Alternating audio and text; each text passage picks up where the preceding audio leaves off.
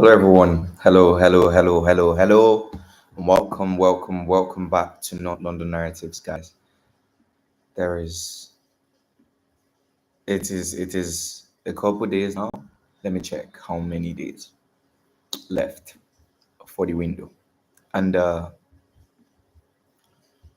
are things, some rumors here and there, some news here and there.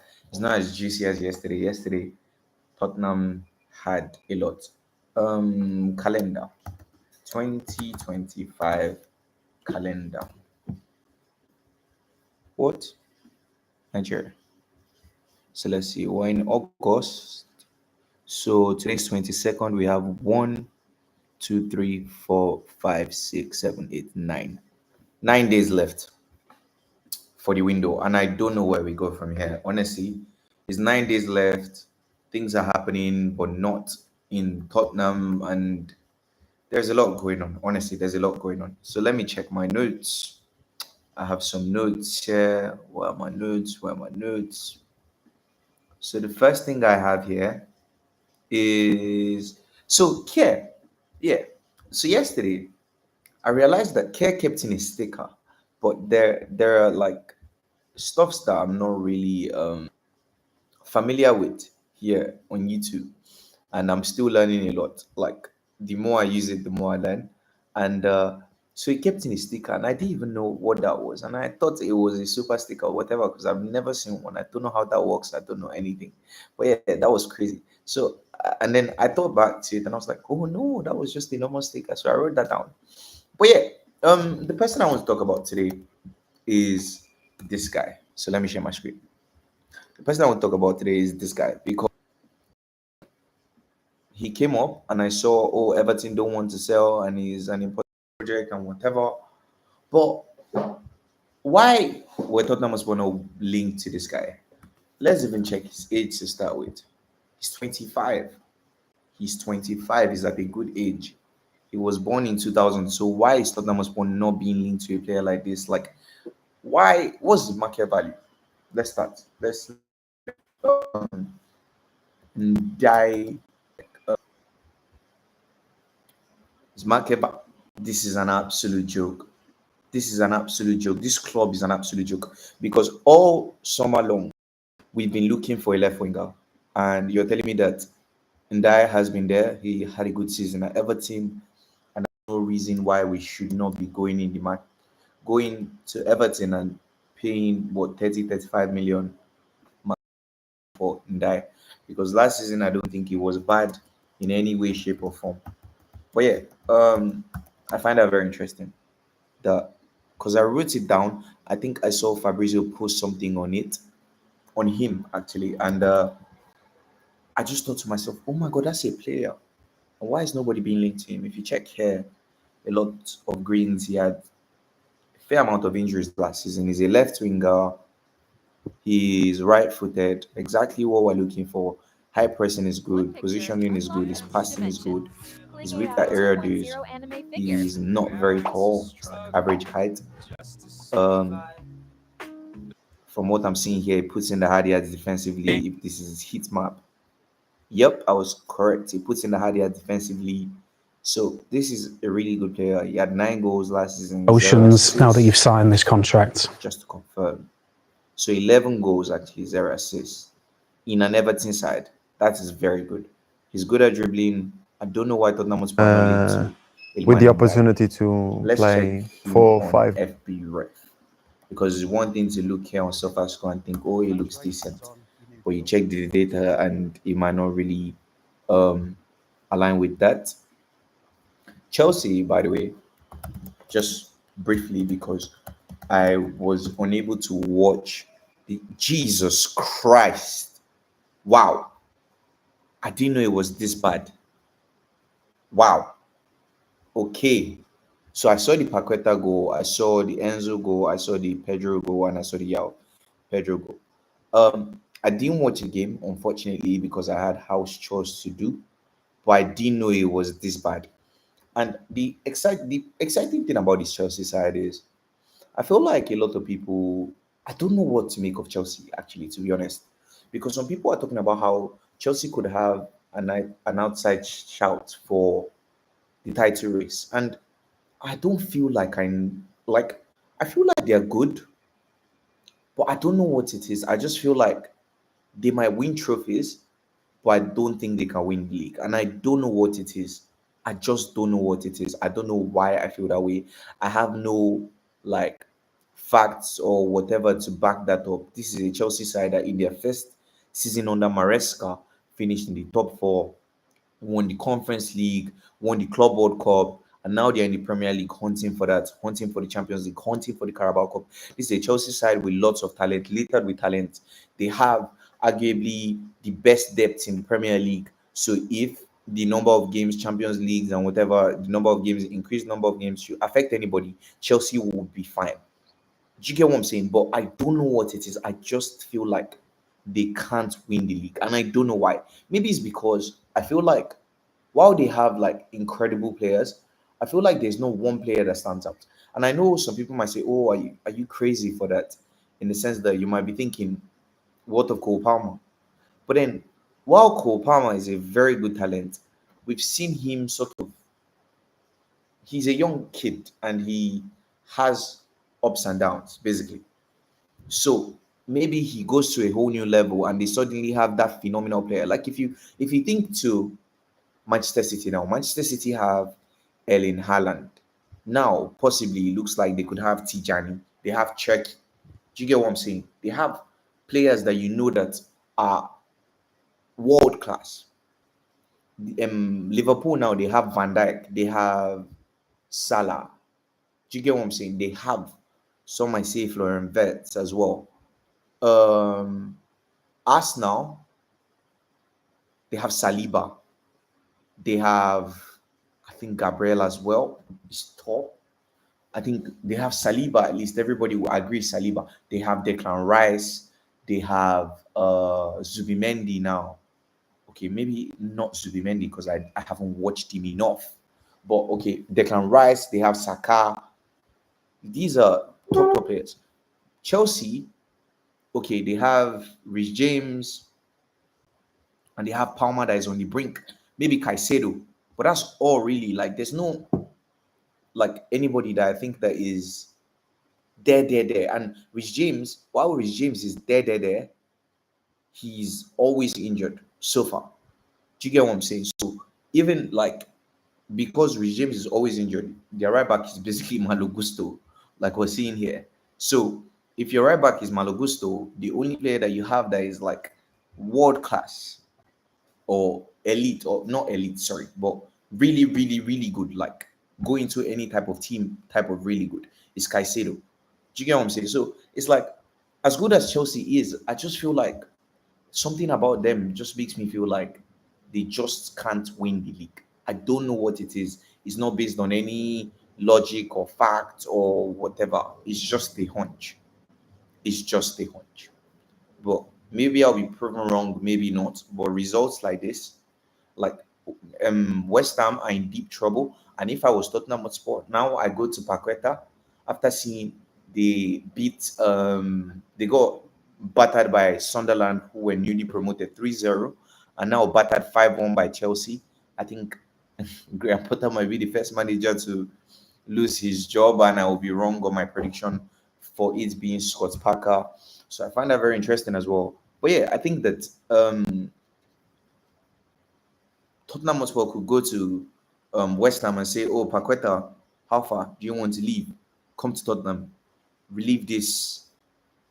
I don't even know what to call it because whatever is happening at these guys, their club is very concerning.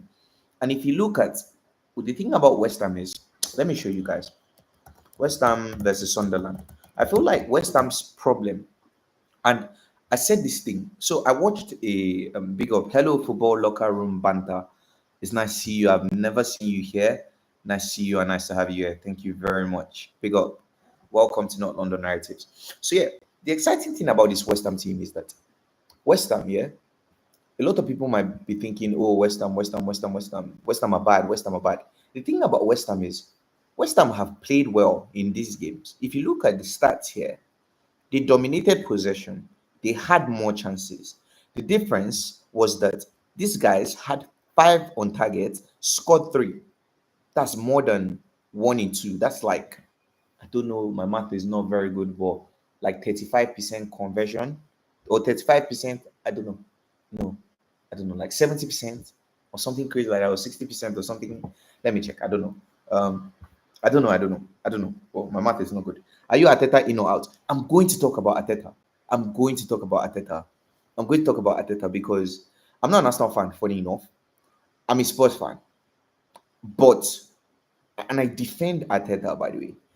I'm a sports fan, but I'm a football fan. So on this channel, when I'm talking about like other clubs, I'm as objective as possible. So yeah, I'll talk about Arteta. Maybe I'll come to Arteta next after I finish this West Ham and Chelsea thing. I'll come to Arteta and I'll let you know. I defend Arteta, but let me know. Are you football locker? Are you Arteta in or out? And let me know why. And what's your stance on him now? If Arsenal don't win the league, if Arsenal win the league, or if Arsenal don't win the league and Arsenal win a trophy, how would you feel? Do you feel like he should stay or whatever? Let me know your stance. Spurs, yeah, I'm a Spurs fan. Please don't even bring up Eze. Please, I beg you. Don't even bring it. Funny enough, I wasn't really fussed about him, to be fair, but yeah, I'm going on a tangent now. Let me go back to this West Ham thing. So if you look at here, West Ham dominated possession. They had more passes, more pass accuracy, whatever, whatever. If you look against Chelsea as well, they had 12 shots as well. But the problem was that they couldn't take their chances. And that's one thing that is the problem with West Ham. And my concern for West Ham, which is why I thought that I'm Arteta in, but if he wins nothing, I'm Arteta out. Okay, that's very interesting. I subbed up to you. Thank you very much for Baldock. I'm so grateful for that. Turn on post notifications. I'm here every day, 10 p.m. Sometimes I talk about Spurs. Sometimes I talk about other clubs.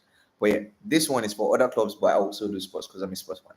So yeah, but yeah, every day, 10 p.m. I'm here. But yeah, going back to this West Ham team, the thing about West Ham is in the past, yeah, West Ham have gone. If you think back to West Ham, over the years, West Ham have always been trying to sign a striker. West Ham have signed the likes of Skamaka, they've signed Fulkrug, they've signed Sebastian Aller, they've been trying to find a striker for years. And every year, I'm not joking, every year there's one person.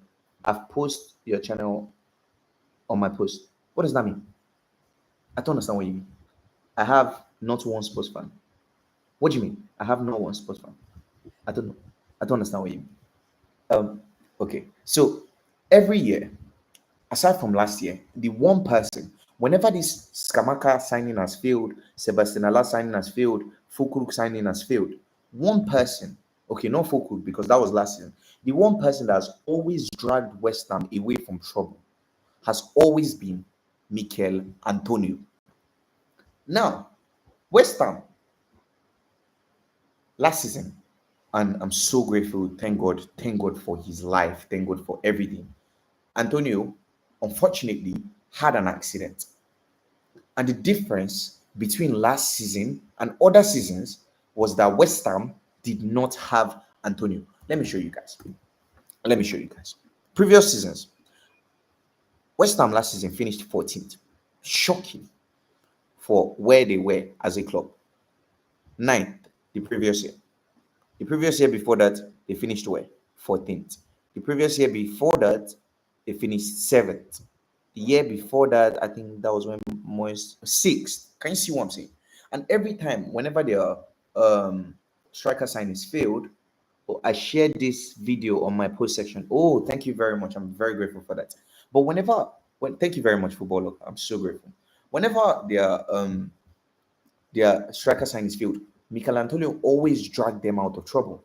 But now, last season, there was no Antonio to fall back on. When Skamaka fails, Antonio rescues them.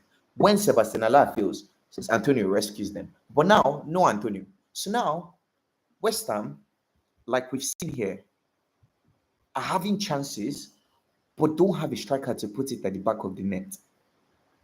If you check here again, and this is, let me show you guys again. And maybe it's the Graham Potter course, because at Brighton as well, he couldn't, he was having chances, couldn't convert. His team couldn't convert. At Chelsea as well, having chances, couldn't convert. Maybe it's Graham Potter. But anyways, Look here again. Against Sunderland, they had chances, couldn't convert. Again, they couldn't convert. And that's the problem with West Ham. That in itself is the problem with West Ham. And that's the reason why I am concerned for West Ham United. Because for so many years, they've been unable to get this number nine profile right. And they've been able to get away with it because they always had a backup plan in Mikel Antonio. But now they've released Antonio. West Ham are bogus. What does bogus mean? Let me check. Bogus meaning not genuine or true. Deception. Bogus slang. Uncool. No good. Okay, I guess that. Yeah, they are not good. Exactly. That's it. No, I don't feel like they're a bad team. I just feel like they've always gotten away with their rubbish because they've always had Antonio. And now they've released him thinking, oh yeah, yeah, let him go. We're good enough. Look at now. Because now you're having chances, you're unable to take them, and this is going to be really concerning. And if I'm Tottenham Hotspur, considering all the things that's happening with Eze, considering the rumors that Paqueta was considering his future, and let me show you the more exciting thing. If I was Tottenham Hotspur, let me show you. Yeah, I checked it yesterday. Let me show you guys. Look at this right here. 28 million euros is his market value because of the betting thing. Because of the betting thing. If I'm Tottenham Hotspur, I'm going there and I'm saying, Paqueta, come to us. You come and you play beside Yao Paulinia. You play with Mohamed Kudus. You play with Cristiano Romero, World Cup winner. You play with Udogi. You play with Van de Ven. Come to Tottenham. And you do a deal. And the player says he wants to leave. He can't do this anymore. Because I think West Ham are probably last on the live table right now. Let me check. I haven't checked, but I'm pretty sure they're last. Yup. And it's 2 games in. It's really concerning, especially considering how bad last season was. It's not even just a this season thing, it's from last season. That is why it's more concerning. Do you get what I'm saying? That is why it's more concerning. And this is meant to be a new manager. And okay, it's even one thing to lose against Chelsea. Five. Chelsea have quality players. But losing against Sunderland is really concerning. Honestly, it's really concerning. But yeah, that's just my take on this whole Sunderland and Chelsea as well. That's my take on that. Um, Let me see. Another player that I know nothing about has been linked to Manchester United. So Sen Lamens or something like that. I know nothing about this guy. Nothing. So let's check him. This is my first time checking him. So his market value is 9 million euros. He's a goalkeeper.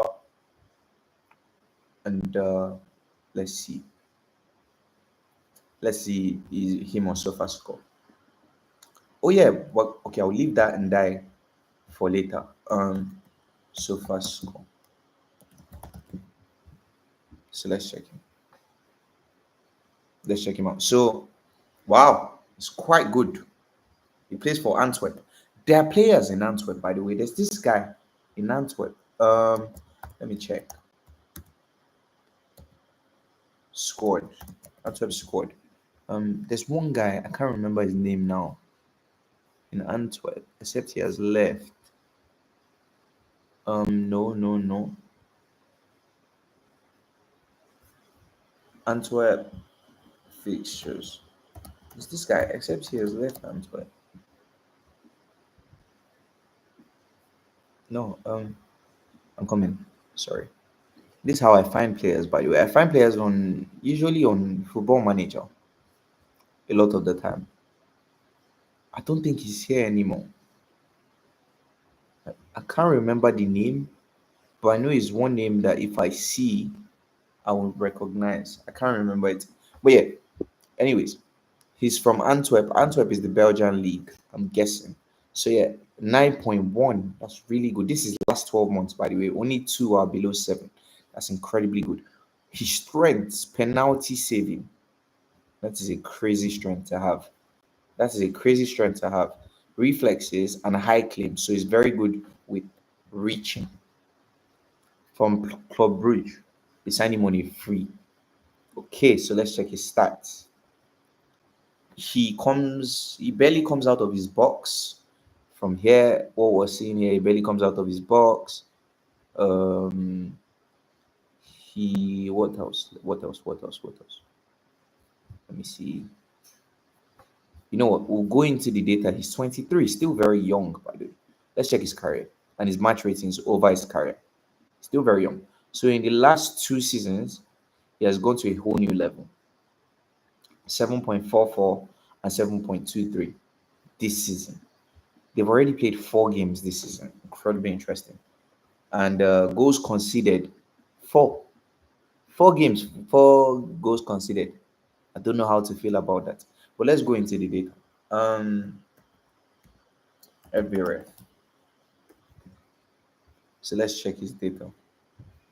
So how I check the data is I'll show you how I check my data.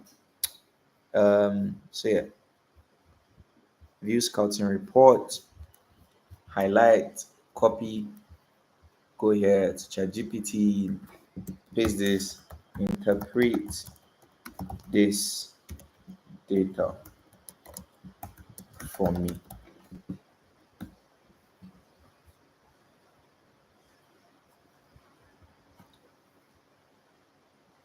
193 centimeters.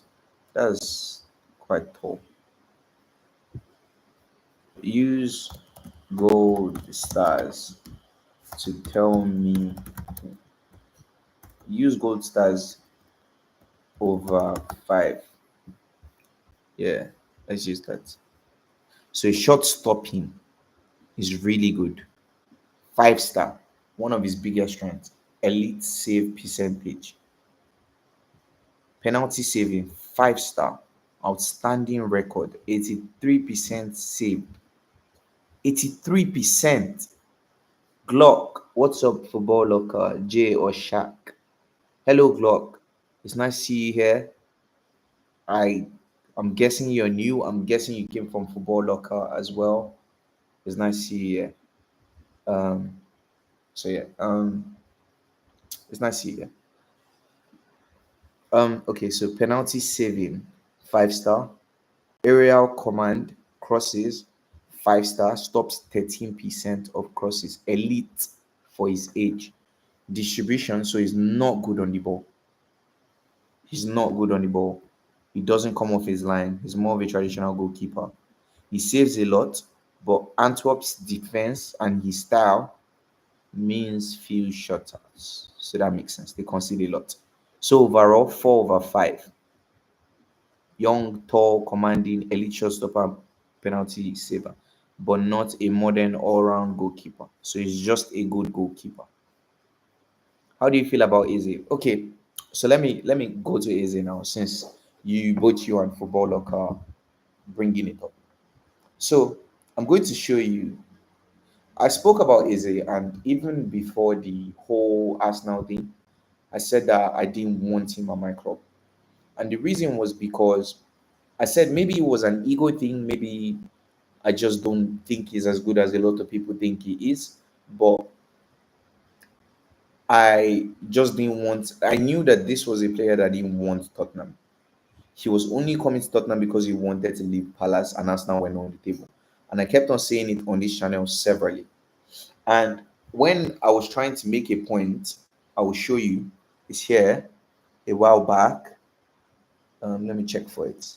So yeah, I was comparing the data because I was like, this guy is not as good as a lot of people think he is, and I wanted to prove a point. So let me check for it. I did a comparison between him and the player that we're being linked to. That was Magnus Alkliush. And from the data, I showed this yesterday, but I can't find it now. No. From the data, to me, what I saw from the data was that, yeah, this is it here. I'll show you. So I got both of their data from the last 365 days and compared the two of them, and I will show you the data here, the results of the interpretation. And I said it that this guy wasn't as good as a lot of people think he is. And I think from the data, I was right. So let me show you. This is the guy that I want. This is the other guy. This isn't like my dream signing. Gibbs White was my dream signing, but Gibbs White is off the table, as you know. So the next best thing to me right now is possibly Paqueta than Aklish, because Paqueta is prime proven, he's prime, he can play 8, he can play 10. He's more in that Gibbs White mode and whatever. Do you get what I'm saying? So yeah, but I don't know if West Ham wants to sell another player to us. But yeah, so yeah, this is the data, and this is like I already felt like Eze wasn't as good as everybody thought he was. I didn't want him at the club. So just to prove a point, or just to confirm my hunch, I compared the data. So this is him with Akliush. Now, mind you, Eberechi is 27 years of age. Akliush is 23 years of age. And yeah, that's all I'm going to say. So let's start. Attacking output. So basically, Akliush had I think 19 goal contributions, and Eberechi had like 26. I think 14 goals and 12 assists. I've looked at the stats so much, I know it's off the top of my head. So I think Akliush had 7 goals and 12 assists. But let's confirm. Let's confirm because the data so much. I think I think I should know it now by this time. So let's see. Um, let's see. Yep, I was right. So Akilish had 7 goals, 12 assists, and Eberechi had 14 goals, 12 assists last season. So yeah, let me show you. So yeah, but if you look at their match rating, if you look at 7.38, and let's go back to Akilish, Eberechi had double in both. Even though Akilish didn't have as good as him, he's still on 7.26. So it's not even really that much between them. And if you then give, let's say you live in a world where Akilish now had as many goal contributions, you dread to think how that would look in his match rating. But then you go into the data and you compare both of them. So going head to head based on the data, Eberechi's output is better. Chance creation, that's passing, Akilish is better. Eberechi is meant to be, a lot of people talk about Eberechi like he's this elite ball carrier or whatever. I'm just saying, I'm just showing you the stats here. Based on the data, both of their data, I put it here. Let me show you. Look at it. You can see it here. Both of their data is here. So it's not like I'm making this up. Eberechi, a lot of people talk about him as if he's one elite ball carrier. Akilish is better than him at carrying the ball. Defensive work, Eberechi doesn't do it. Akilish is better. So they gave him consistency and reliability because he's an established Premier League performer, and Akilish has only had like 2 seasons.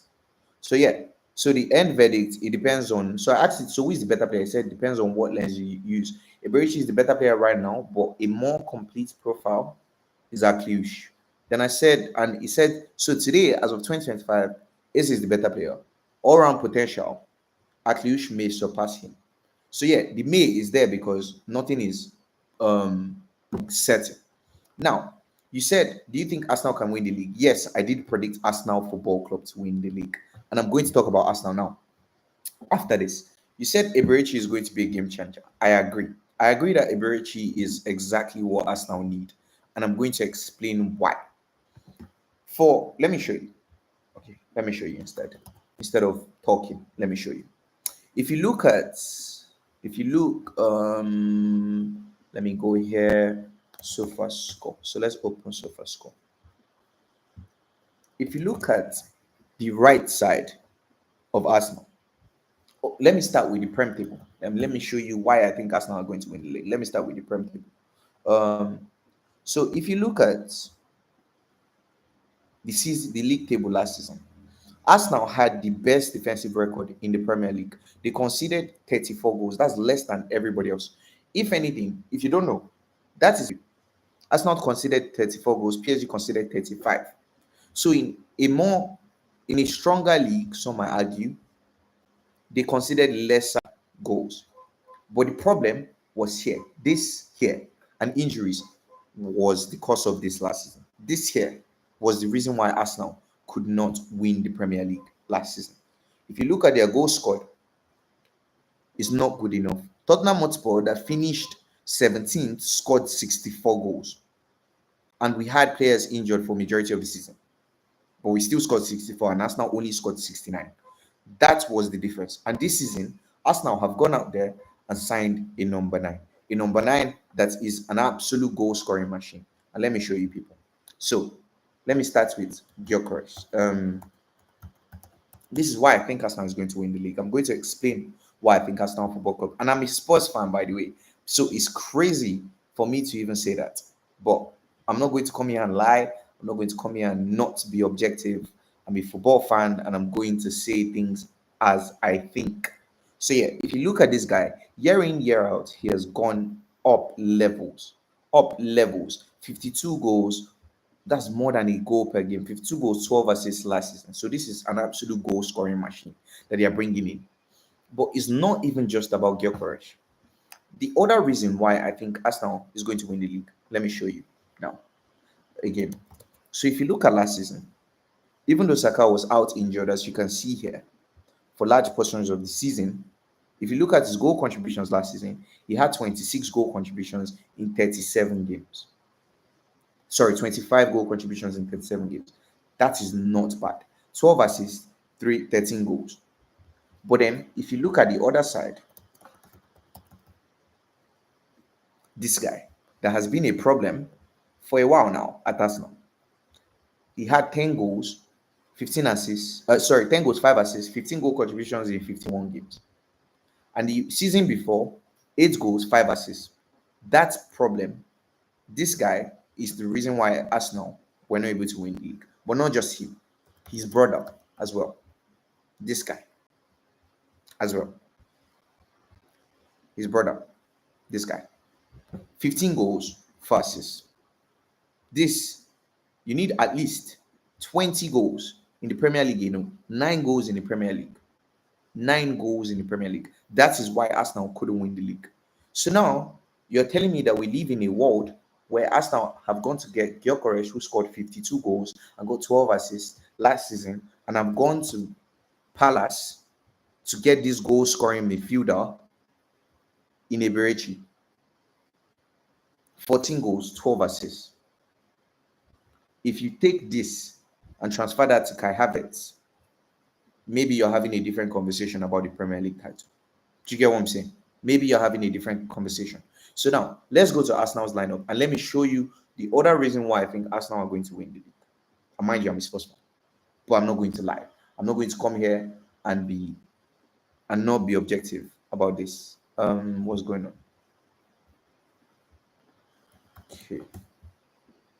Okay. So yeah, you have Ryan in goal. You have the best centre back partnership in the whole Premier League in Saliba and Gabriel. You have, it looks like, Calafiori.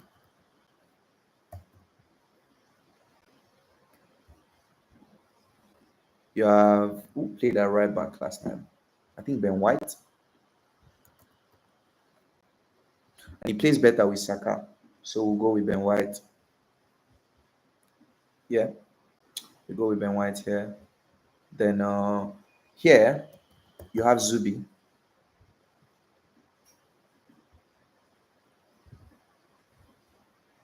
You have, I don't know why this is acting up. Odegaard. Sorry, it's double A.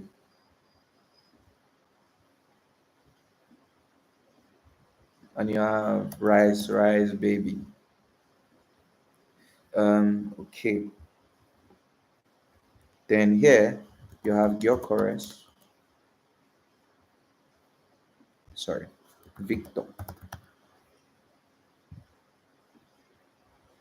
Oh, Gyökeres.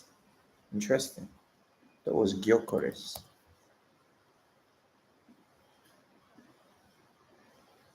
And here you have Saka. Now, I predicted Arsenal to win the league even before Eze signed for Arsenal. And you're probably wondering why. I'm going to show you why now. Let's go back to this. Remove and replace this guy with Martinelli. I predicted Arsenal to win the league because majority of this football team that we're seeing here is still the same. And I think that this season is going to be one of fine margins because a lot of teams now in the league are very strong. It's as simple as that. I think that this transition is going to be seamless. I think it looks something like this. It looked something like this against the, and he sits in the back three. So it looked something like this against Manchester United when they were attacking. But yeah, I think this transition is going to be seamless. But that aside, I also think that this transition of this guy as well is going to be seamless. And personally, I don't like how Arteta is using him right now. I don't like the fact that I saw him running down the side and trying to whip in crosses against Manchester United. I think he's a goal scorer. You want him in the box. Just give him one duty: score goals. Gyökeres should be inside the box doing things. And if anybody is telling me that, oh, this guy is going to not adapt to the Premier League, the one question that you can have about Premier League is this. Let me show you.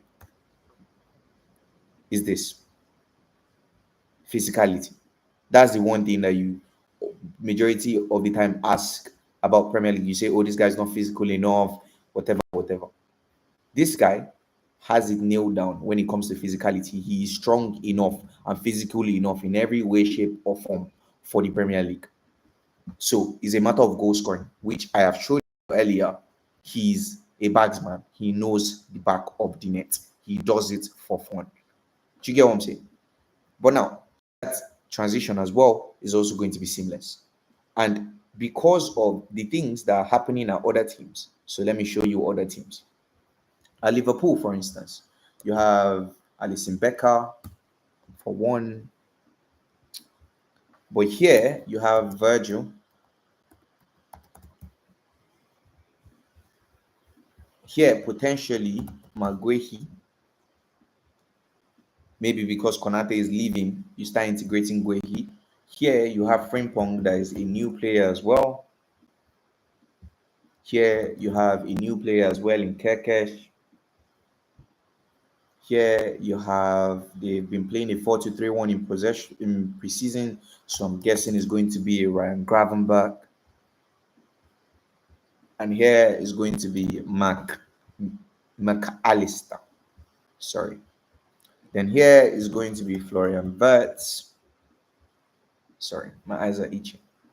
So it's going to be a double pivot of this, him in the 10, and Mohammed here.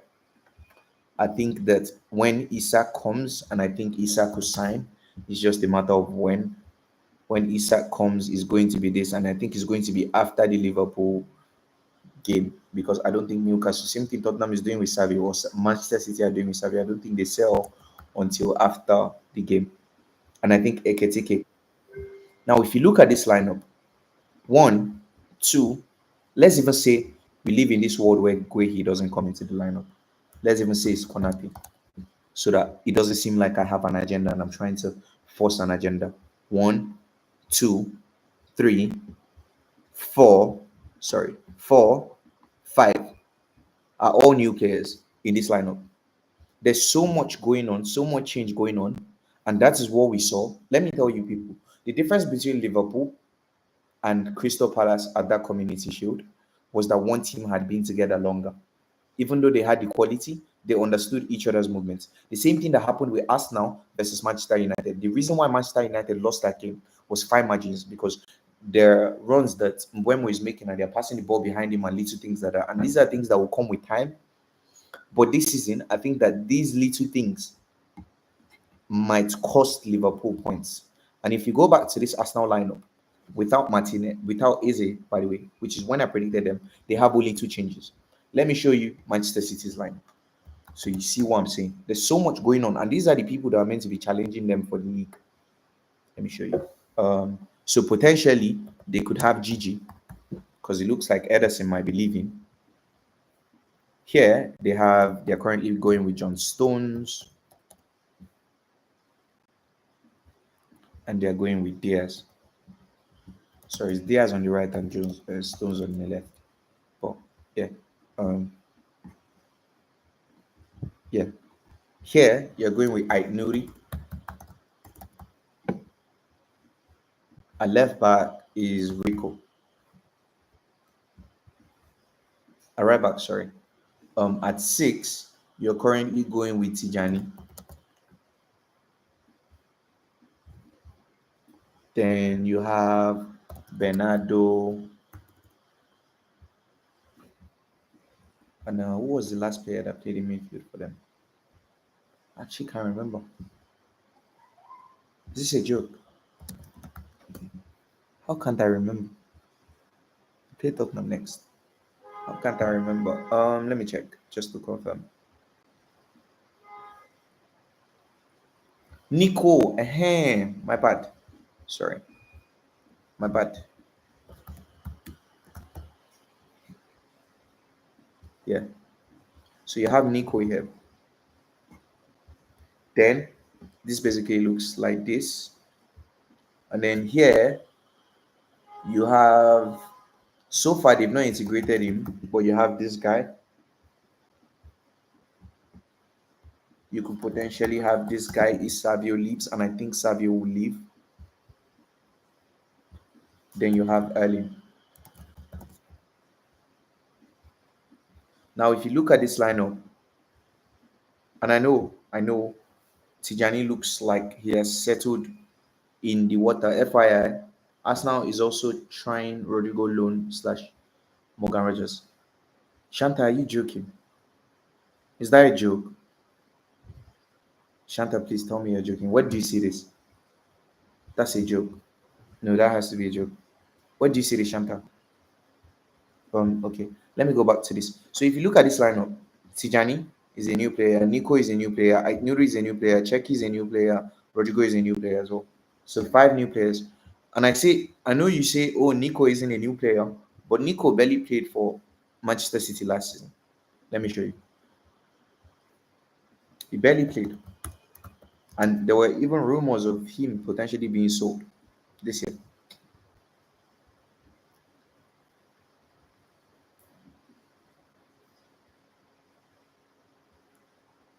No, Global Cup. What is it? Premier League, 700 minutes. Can you see what I'm saying? 700 minutes, and he came in January. He barely played. So he's basically a new player. He's still settling in with the teammates. And now he has the likes of Tijani here that is new as well. So I think that, and we saw against Wolves, City are not really, there's rumors, multiple reporters, Jesus Christ. Arsenal is the new Real Madrid. Hello. What do you mean by new Real Madrid? Why are you calling them the new Real Madrid? But yeah, if you look at this lineup, there are changes going on. And that's the thing. Now, if you go back to Arsenal, like I said, Arsenal were at the time only had two changes. And if you even live in a world where Eberechi now comes in, if you even live in a world where Eberechi now comes in, it's still not that much of a problem because it's still three. And if anything, this elevates the team in the sense that this guy, contrary to popular opinion, I don't think that Martin Odegaard is a 10. I think Odegaard is an 8. I think like Bergvall, and I say this not comparing him to Bergvall ability wise, but I think that like Lucas Bergvall at Tottenham, he can do a job in 10, but he's not a 10. And that's why whenever Arsenal fans get on his back, it feels I feel a bit bad for him because you're just telling this guy to do something he simply cannot for a sustained period of time. And let me show you. Let me show you why I say that. So his first season at Arsenal, 7-5. He had that one good season, then 11-11, 6-11. Do you get what I'm saying? Like he can't really do it. I think Saka had more assists than him. Saka had 12 last season in less games. He's not this creative guru that a lot of Arsenal fans think he is. And that is why I feel like this signing of Eberechi could really help ease the burden on him. And now you have 1-2 creating for this guy, the number 9. So that is why I think Arsenal are going to win the league. That is why I think Arsenal are going to win the league. And if you look at their depth now, here they have Kai Havertz, here they have Madueke, here they have Martinelli, here they have Merino, here they have how can I forget? Here they have Norgard. Here they have how can I forget? Wanieri. Yeah, Wanieri. Here they have currently Kiwior. Here they have um Ben White can play there, but they also have Mosquera.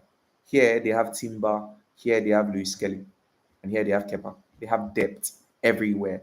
So now, if a player is injured, even though like there might be a drop off, the drop off isn't massive anymore because it's not like going from Saka to nobody last season. Do you get what I'm saying? It's Saka to Madueke.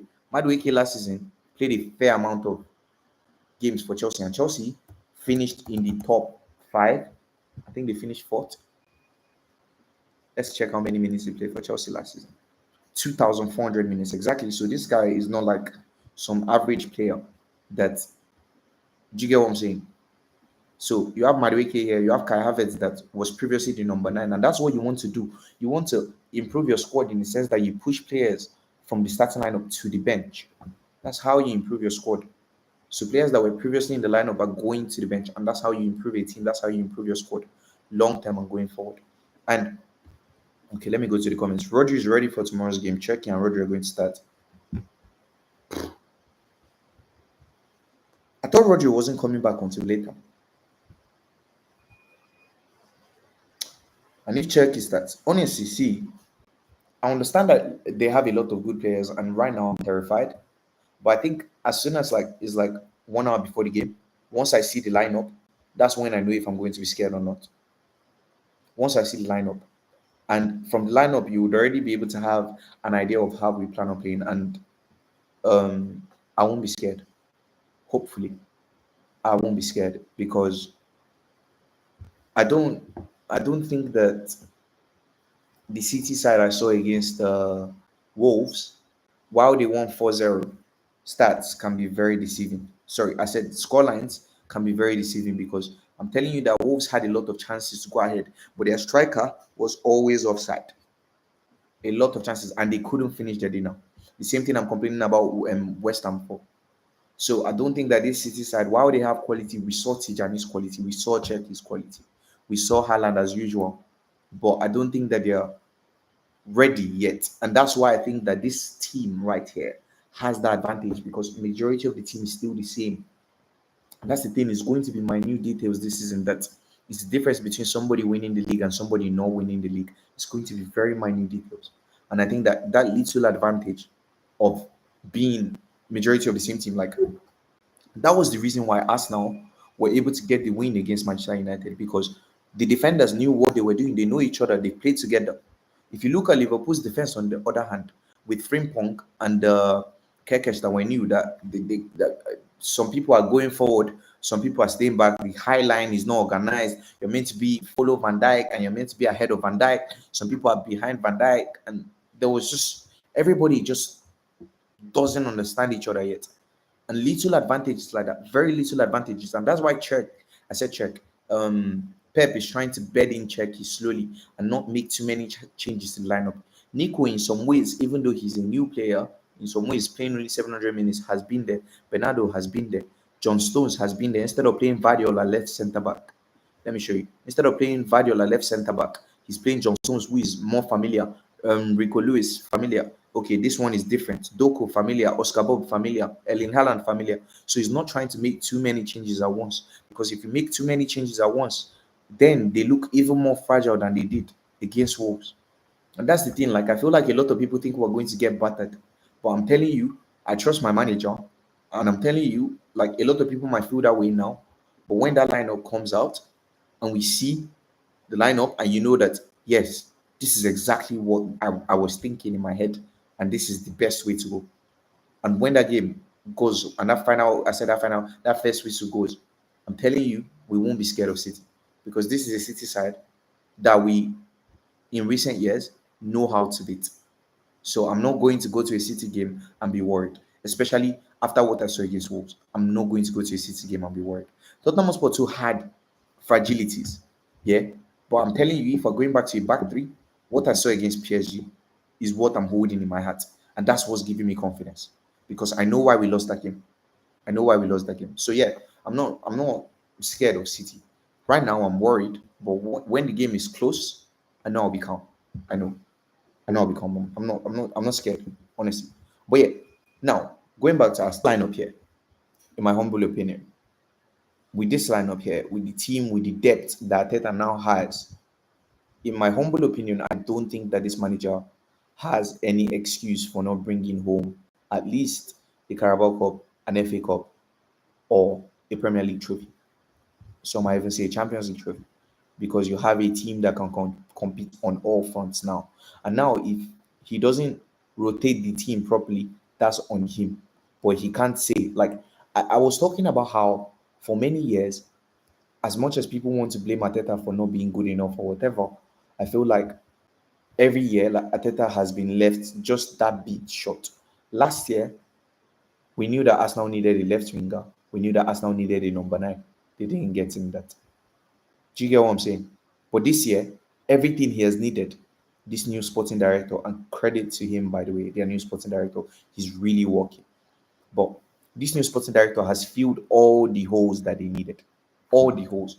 So now they have depth. Saka slash Madueke, Gyökeres slash Ellen, Eze slash Martinelli, um, Eze slash Martinelli, Declan Rice slash Merino, Odegaard slash I've forgotten the person again. Wanieri, Zumeni slash Norgard, Gabriel slash Kiwior, or Calafiori. I think they still have Zinchenko as well. Calafiori slash Luis Kelly, Saliba slash Mosquera. Mosquera is a very good potential centre back, by the way. High potential. I see him on FM. He comes up on my FM. Ben White slash Timber. Like, look at the depth. Kepa that was starting. Kepa was starting for Bournemouth last season, and everybody was raving about Bournemouth. Kepa slash Raya. So you have no excuse now to not go there, especially with this Eze signing. And I feel like it really puts the pressure on this manager. And I feel like a lot of managers this year are under a lot of pressure. And his slot when it came to Liverpool wasn't really under pressure, because I feel like nobody really knew what to expect. Maybe top four, maybe a Carabao Cup or an FA Cup. But they exceeded expectations, especially the fact that they didn't really sign anybody. They signed Mamadashvili and they signed Chiesa. But they exceeded expectations, and the expectations wasn't really there. And we all know that Liverpool haven't necessarily been a team notoriously over the years that spend money. But this year, Liverpool have gone out, and Liverpool have spent money on Florian Wirtz, on Kerkesh, on Frimpong. They've spent on Ekitike, potentially Isak. Do you get what I'm saying? And now they're spending money, and now this is an slot team. He has gotten rid of the likes of Nunez. He wants to get rid of Elliott. He wants to get rid of. He has gotten rid of Kwanzaa. The players that he doesn't want in his club, he has gotten rid of. So now this is your team, and now you're spending more money than Liverpool have ever spent ever. And now pressure is mounting. Now there's expectations. Now the buy is here. Everybody's expecting them to retain the title and things like that. And it's a matter of how do you like cope under that pressure? Because last season there wasn't expectations. The same thing again. If you go to Arsenal, now Arteta, you've been backed. You've been backed for the first time ever. The Arsenal board have gone overboard for you. They've given you every single thing you need. This is your year. This is year 6, 5.5, because you came when I was in SS3, and that was 2019 mid-season. So yeah, 5.5, going to 6 years now, and you have to win the trophy. You now have a starting lineup that is as good as anybody's. You have a midfield that's as good as anybody. You have the best defense in the league. You have an attack that is superb. You have no excuses at that. This is your year. You won a trophy. Yeah, you won the FA Cup. You won the Community Shield. You didn't win the FA Cup. You didn't win the Premier League. You got there because you finished second. So you didn't even deserve to be there in the first place. You got there not by merit. You got there by circumstance, because Man City won everything. That's the Community Shield you brought home. Then the FA Cup was Unai Emery's team. It wasn't your team. Go and win something with your own team, because we've known that this team over the years, recent years, all these years that they finished second, has been good enough to at least win a Carabao Cup, at least win an FA Cup, if not a Premier League, if not a Champions League. Granted, I can understand that. Maybe they've not been ready, they've not been complete. But this year you're complete. And in the past years, you've been able to get away with it. But this year you no longer have excuses, in my opinion. You no longer have anywhere to run, nowhere to hide. And you have to deliver this year. The same thing as Manchester City. Manchester City, you've gone out there, you've spent a lot of money, you've signed Gigi, you've signed Ait Nouri, you've signed Nico in January, Tijani, Cherky, Rodrigo, and all these big signings, you didn't win any trophy last season. You're coming to this season. This season is meant to be your revenge season, and there are lots of eyes on you. You have to deliver. You're under pressure. Everybody expects you to deliver, and you have to because you're Manchester City. You've spent a lot of money. So yeah, everybody is under pressure this year. Chelsea as well, because Chelsea have won Club World Cup. You're coming here pumping out chest. Oh, we're Club World Cup winners. We're Club World Cup winners. Come and do it in the Premier League as well. You've gone out there. You've replaced two of your strikers. You've signed two strikers. You signed Diao Pedro. You signed Liam Delap. You're signing Xavi Simons. You're signing Ganacho. You're signing Nato. You're signing a lot of people. So you go out there as well and deliver. So there are lots of teams under pressure this year, and I feel like that's something that we've not really had in recent years. And it's very interesting to see how these teams perform under pressure. So um, yeah, basically, yeah. So let's move on. So that's all I want to say about Arsenal. Let's move on. Today might not really be a long one, but yeah. Let's see. So let's check this guy's stats and interpret the stats. Let's see how good he is because Ilman Ndiaye is a player that I don't understand why Tottenham Hotspur haven't got for.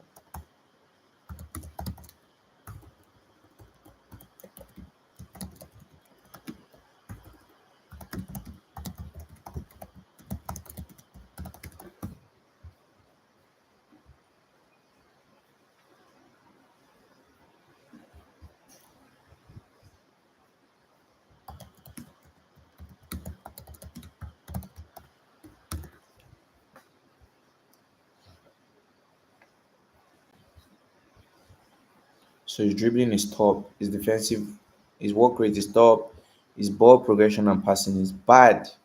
Incredible, especially playing for an Everton side that you're meant to be like the ball carrier and whatever. Do you get what I'm saying? That's shocking. Like Everton sit deep under David Moyes. End product slash final third is poor.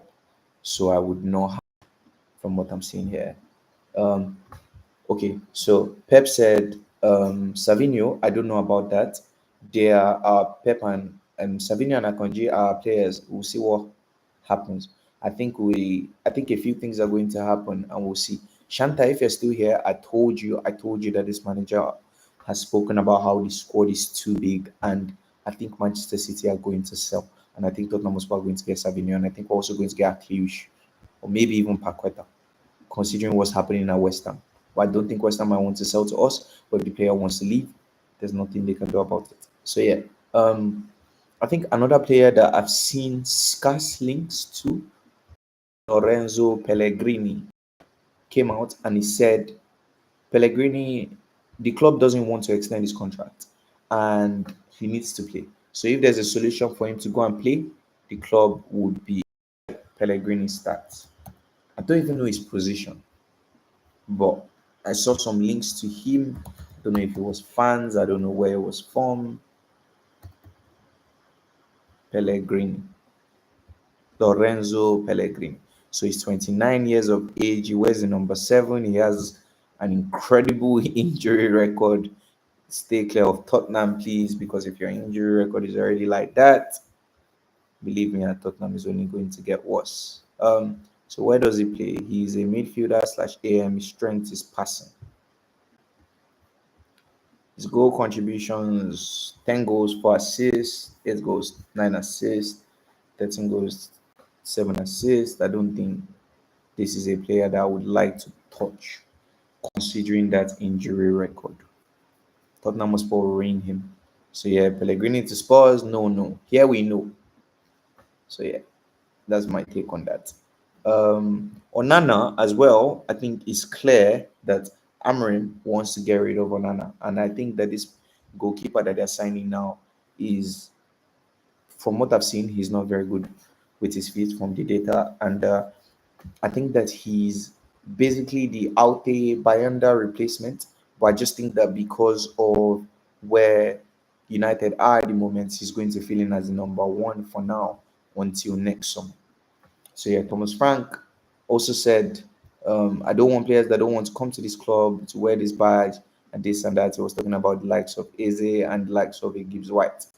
he was asked about them. So yeah, I think that's very interesting, and I respect it. And I said the same thing, me myself, I'm a Tottenham fan, because he said, I'm sure the fans feel the same way, and that's what I was saying.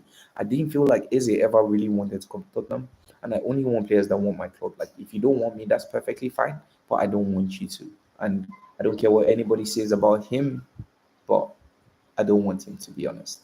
So yeah, another player we've been linked to is Alex Scott. I think that is another child, and I wouldn't take him at Tottenham Hotspur. To be fair, I think that we can do better than that, and we should be doing better than that. So yeah, he's a good player potentially, whatever, but right now, not really.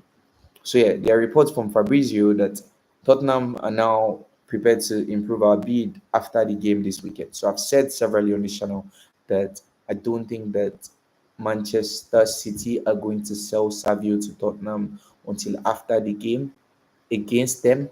And I also think that is going to be the same if Newcastle end up selling. It's going to be the same for them in terms of Isaac. So yeah, I found that very interesting that he said that after the game. So yeah, I'm trying to check Fabrizio if there's any other news. Um, Let me see. Okay, so no other news from Fabrizio. The last thing I want to talk about is this is very scarce. So Fabrizio said Xavi Simon starts for RB Leipzig as he always wanted to respect the club until the end, but his plan remains clear. Join Chelsea before the end of the transfer window, if slash when Nkunku leaves to be part of Chelsea long-term plan. Spurs also approached him priority to Chelsea, which means he's open to the move, but only if Chelsea is not there, he would consider. Do you get what I'm saying? So I think he's going to go to Chelsea. I think that is going to get done. Chelsea will find a way to sell Nkunku. They always find a way to do whatever they need to do. They always find a way. I don't know how they do it, but they find a way. Like the likes of Bayern and the likes of sorry, give me a sec.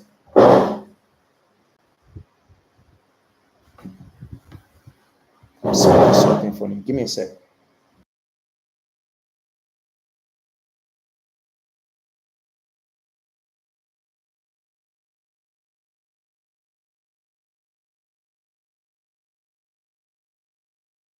Sorry, give me a sec. I think I'm smelling electricity in my room and I don't know where it's from. Chill.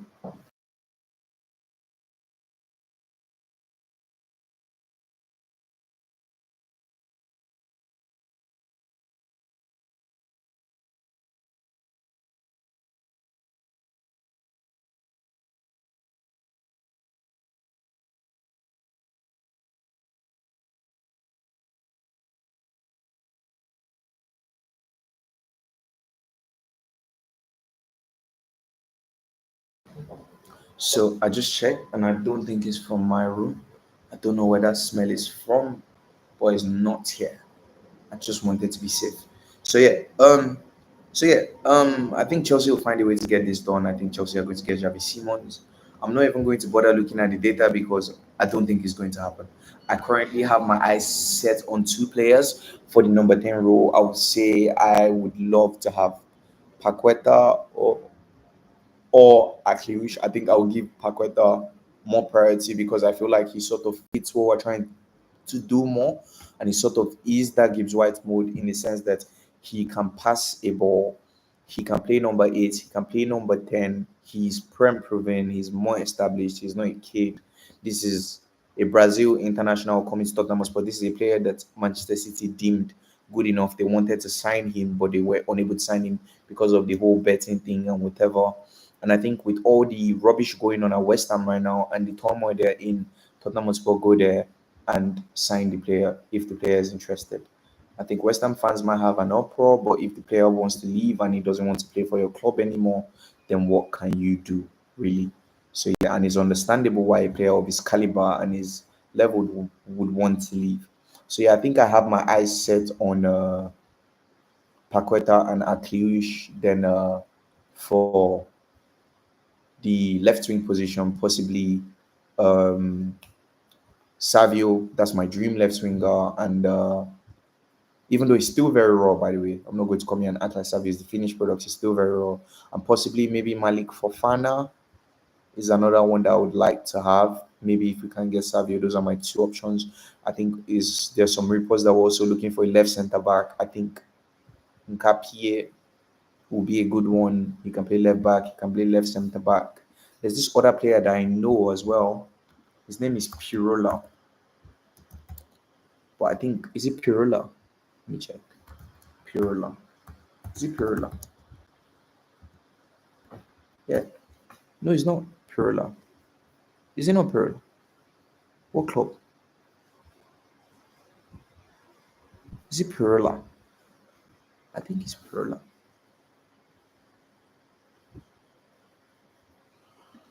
I think it's Pirola. Is it not Pirola? Should have written his name down. I can't remember the centre back right now. Okay, let me check. Best young LCB Wonder Kids.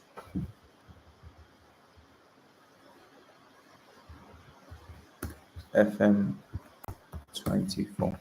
I think his name is Pirola. But let me confirm. So I know Scalvini, I know Nkapie, Diomande, I know him, Inaciao, Malitiao, Esteve, Boyomo. Let's even check this guy out. What foot is he? Right. Okay. Pacho is already at PSG. I think it's a Salernitana. Let me check. I know who I'm talking about now. Let me just confirm. Yes. So, yeah. Let me just confirm. Salernitana squad.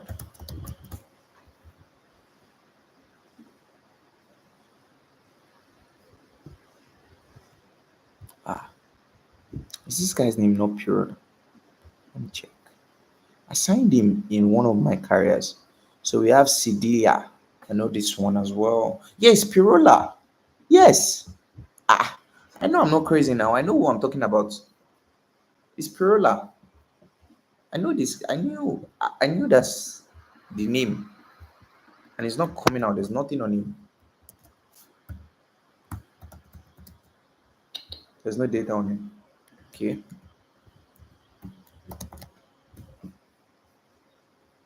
Um.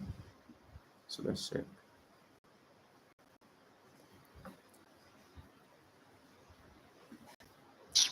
Don't waste my time.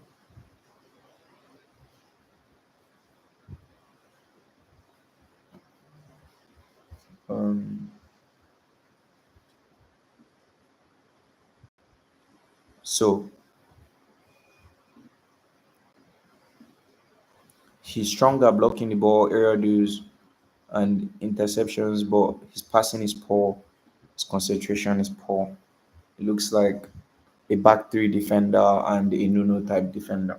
So yeah, the left centre back is a position that Tottenham Hotspur also are looking at, and there are not too many options. So personally, I would just go with the safe option of Piero Nkapie. So yeah, I think those are the people that I want.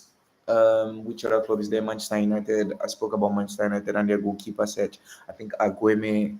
United are going for budget options right now. I think they're trying to save some money for next year to go big again because they do have some question marks in that team. I think they will need a midfielder, they will need a goalkeeper, and they will need of top level. I don't think that Lukiba is one that uh, these guys might want to sell.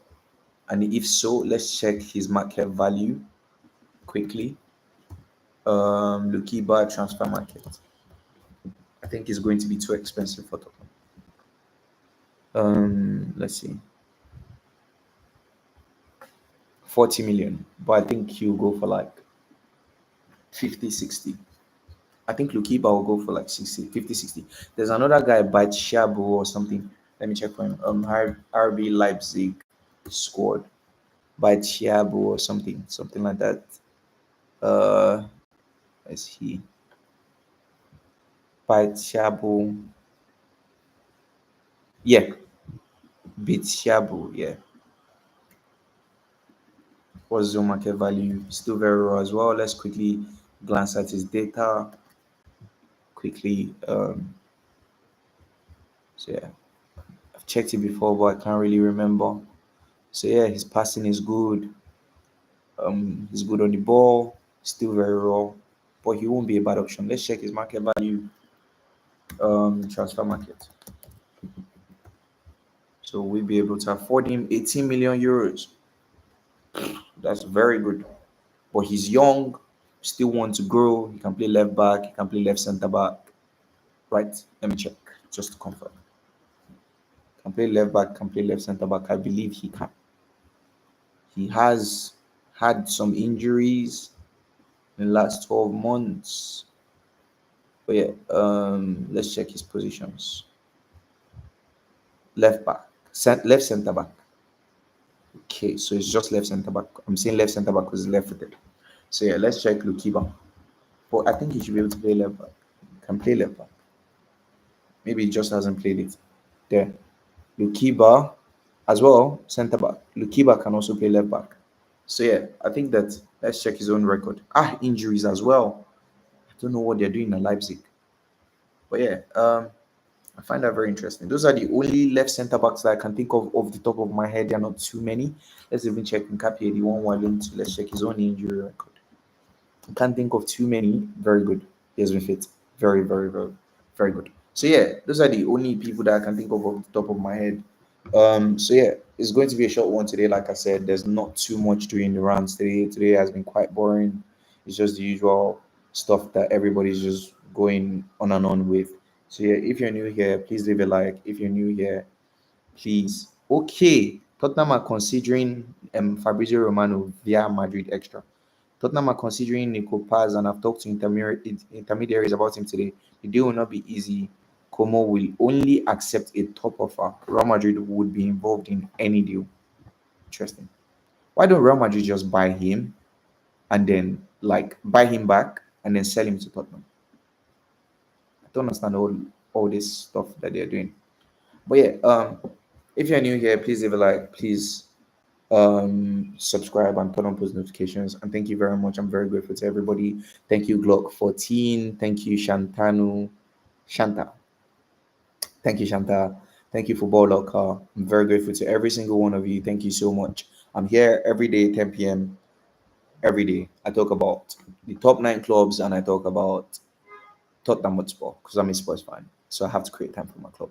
But yeah, thank you guys so much. I'm very grateful to everybody that watched, everybody that stayed here to watch me. I'm very grateful. Thank you so much and have a lovely evening. Goodbye, guys, and take care. Bye bye.